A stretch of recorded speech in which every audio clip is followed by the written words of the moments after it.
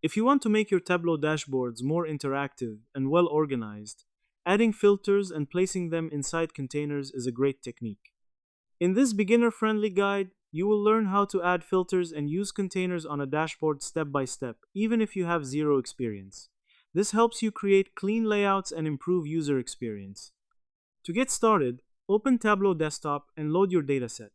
First, create a worksheet with your desired visualization. Once your chart is ready, drag a field such as category, region, or date to the filters shelf.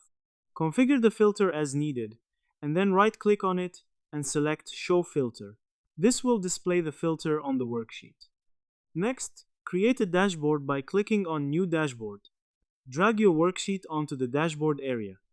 You will see the filter card appear alongside your visualization if it was enabled earlier. Now, to organize your filters properly, use containers. From the dashboard pane, drag a vertical or horizontal container onto the dashboard. Containers help you group elements together and control alignment. Place the container where you want your filters to appear, such as on the left or top of the dashboard. After placing the container, drag the filter card into the container. You can add multiple filters into the same container to keep everything aligned and structured. Resize the container and adjust spacing to create a clean layout. You can also customize each filter by clicking on its drop-down menu. Change the display style to drop-down, single value, or multiple values depending on your needs. This improves usability and makes your dashboard easier to interact with. If you have multiple sheets, you can apply the same filter across all of them. Click on the Filter menu, select Apply to Worksheets, and choose All using this data source. This ensures consistent filtering across your dashboard.